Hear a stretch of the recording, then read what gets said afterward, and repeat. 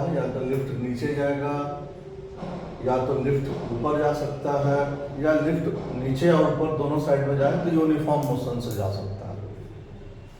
मान लीजिए कि लिफ्ट नीचे जा रहा है ए एक्सेलरेशन से, या लिफ्ट ऊपर जाएगा ए एक्सेलरेशन से। यूनिफॉर्म हम लोग थोड़ा देर के बाद चर्चा करते हैं। अब यहाँ देखते हैं हम, ये हो गया हमारे लिए लिफ्ट, तो लिफ्ट हो गया, और यहाँ पे ये मैन हो गया।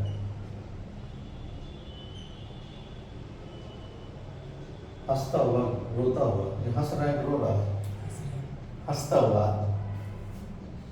और लिफ्ट नीचे जा रहा है ए एक्सेलरेशन से, यहाँ ए बना दू।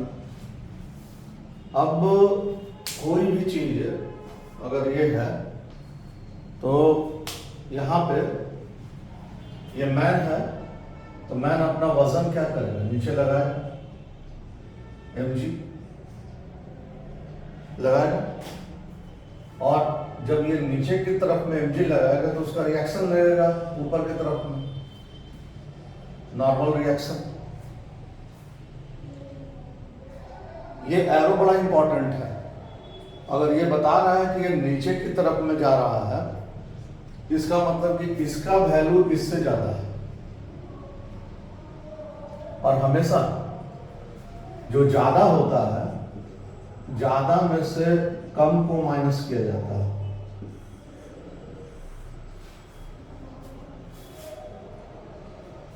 तो एरो नीचे की तरफ में जा रहा है, तो एरो अगर नीचे की तरफ में जा रहा है तो mg का वैल्यू ज्यादा है और इसका वैल्यू कम है, तो इसमें से इसको माइनस करेंगे, ज्यादा में से कम को माइनस करेंगे, तो mg और माइनस n।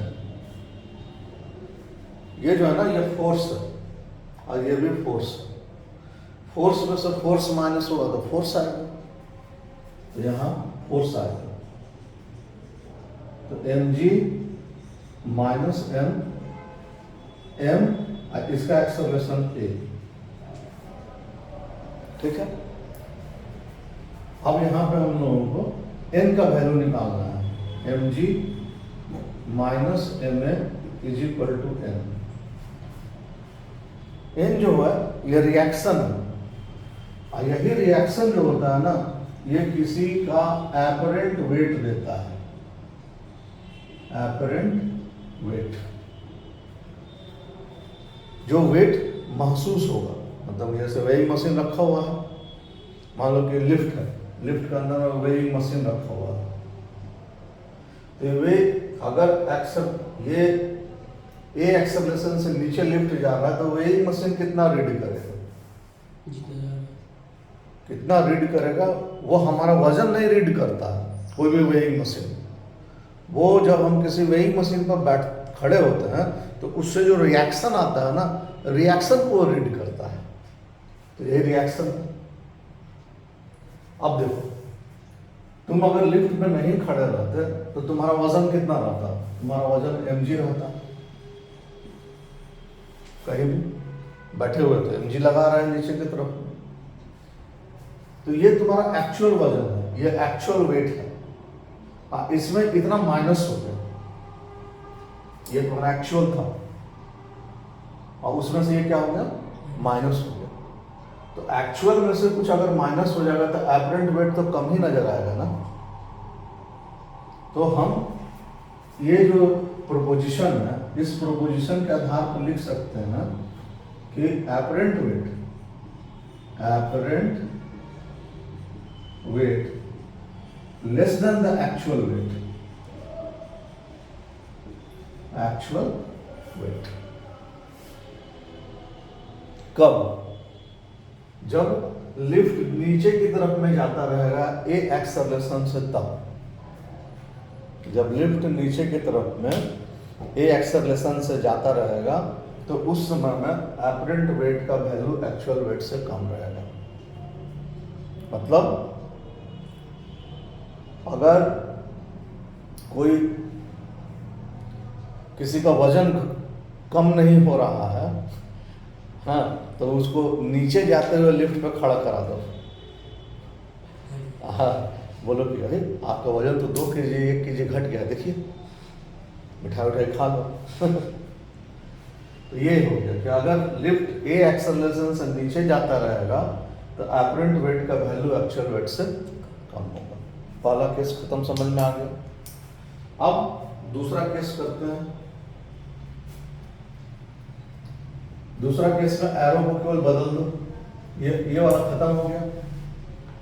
अब आते हैं हम लोग नेक्स्ट केस में। नेक्स्ट केस में ए एक्सेलरेशन से ऊपर जा रहा है, ये वाला, ये देखो ए एक्सेलरेशन से ये ऊपर जा रहा है। देखें, अगर ये ए एक्सेलरेशन से ऊपर की तरफ में जा रहा है तो अब ज्यादा कौन हुआ? नॉर्मल ज्यादा हुआ। तो ज्यादा में से कम माइनस करना है, ए में ज्यादा में से कम को क्या करना है? माइनस करना है। इस तरह से एन यहां निकालना है तो एम जी अब प्लस एम। अब यहां देखो ये जुट गया ना, एम ए में एम जी में जुट गया। अब यहां जो एपरेंट वेट है, ये एपरेंट वेट जो है ये बड़ा हो गया एक्चुअल वेट से। एपरेंट वेट बड़ा हो गया एक्चुअल वेट से। कब? जब लिफ्ट ऊपर की तरफ में जाता रहेगा तब जिसका वजन नहीं बढ़ता है उसको उस तरह के लिफ्ट में खड़ा करना पड़ेगा, उल्टा नहीं करना पड़ेगा। उल्टा करने से गड़बड़ हो जाएगा कि जिसका वजन और बढ़ जाएगा ऊपर। ये हो गया, सेकंड केस खत्म हो गया। अब थर्ड केस में आते हैं हम लोग। केस नंबर 3 में कहीं भी ले लो, यूनिफॉर्म मोशन से, चलो ऊपर था तो ऊपर ही ले लेते हैं। जब कोई चीज कांस्टेंट मोशन से चलता है, यूनिफॉर्म मोशन से चलता है, तो ए का वैल्यू क्या रहता है? 0 रहता है। यहाँ ए का वैल्यू क्या है? 0 है। ऊपर एरो दिए हुए हो तो चलो इसी को ज्यादा मानो, N minus M G is equal to M into 0, M into 0। और इस तरह से N is equal to M G, मतलब कि एपरेंट वेट इक्वल टू, हाँ, apparent weight is equal to actual weight. जो नॉर्मली जो लिफ्ट में लगा रहता है, नॉर्मल मतलब जो लिफ्ट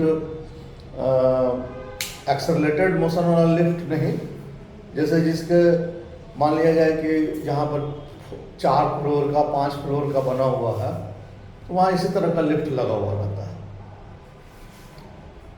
तो apparent weight is equal to actual weight. अब इसके बाद ये सब नॉर्मल कंडीशन हो गई। एक और कंडीशन आएगा, उस कंडीशन को भी हम लोग डिस्कस कर लेते हैं। वो कंडीशन है कि यदि कंडीशन अब वो आएगा कि इफ, फोर्थ कंडीशन में, if falls, if lift falls, lift कहो एलिवेटर कहो, falls under effect of gravity, under effect of gravity. Under effect of gravity कहने का मतलब हो गया कि जैसे ऊपर से स्टोन गिरता है, मतलब फ्री फॉलिंग जिसको बोलते हैं, इसी को बोलते हैं फ्री फॉलिंग, फ्री फॉलिंग। मतलब लिफ्ट ऊपर से, मान लो लिफ्ट का वायर है, टूट गया तो लिफ्ट गिरने लगेगा, फ्री फॉलिंग हो जाएगा। तो जब फ्री फॉलिंग हो जाएगा तो उस समय ए का वैल्यू जी के बराबर हो जाएगा कि वो अंडर इफेक्ट ऑफ ग्रेविटी आ रहा है। तो ए का वैल्यू जी के बराबर आ रहा है तो मान लो हम जब इक्वेशन लिखते हैं m ji minus N is equal to m a, तो m ji minus N is equal to m, एक जगह जी आ जाएगा आपको, ए का वैल्यू जी के बराबर है, तो इस तरह से ये तो हो गया M ji minus M G is equal to N, मतलब 0 इज इक्वल टू एन हो गया। मतलब अगर वही मशीन रखा हुआ रहेगा तो कुछ रीड ही नहीं करेगा वो उस स्थिति में, अंडर इफेक्ट ऑफ एन का वैल्यू आया ही नहीं रहा। इस कंडीशन को हम बोलते हैं स्टेट ऑफ वेटलेसनेस, इसको बोलते हैं। जब एन 0 हो जाता है तो इसको कहा जाता है स्टेट ऑफ वेटलेसनेस,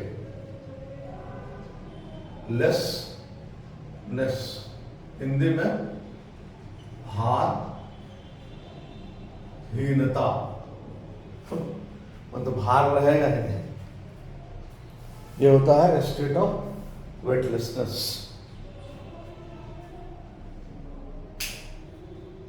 मतलब मोटा मोटा हाथी टाइप का चीज को भी तुम उस तरह के लिफ्ट में खड़ा करोगे तो वो भी लिफ्ट में देखेगा तो उसको लगेगा कि रे तो मेरा वेट ही नहीं है। अच्छा, ऐसा कभी एक्सपीरियंस किए हो कहीं भी?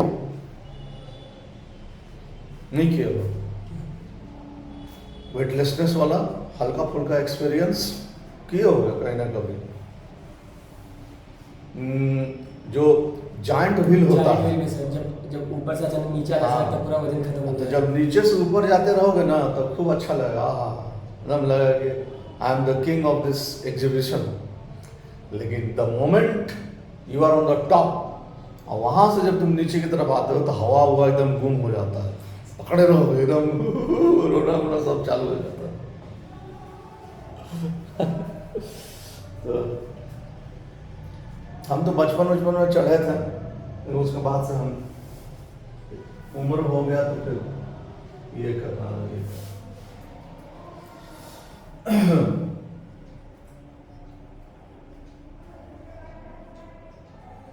यहां तक तो चलो ठीक है, लेकिन मेडिकल पॉइंट ऑफ व्यू से एक चीज समझना पड़ेगा कि अगर एन का वैल्यू निगेटिव हो जाता फिर क्या होगा भाई? निगेटिव करने का मतलब एन जो है लेस देन 0 हो जाए, ऐसा भी एज्यूम करते हैं हम कि एन का वैल्यू लेस देन 0 हो जाए, तब क्या हो जाएगा?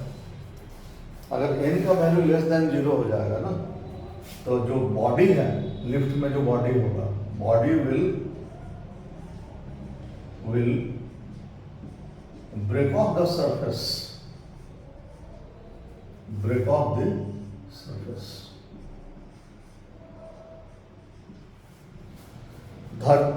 जगह को छोड़ के ऊपर हो जाएगा।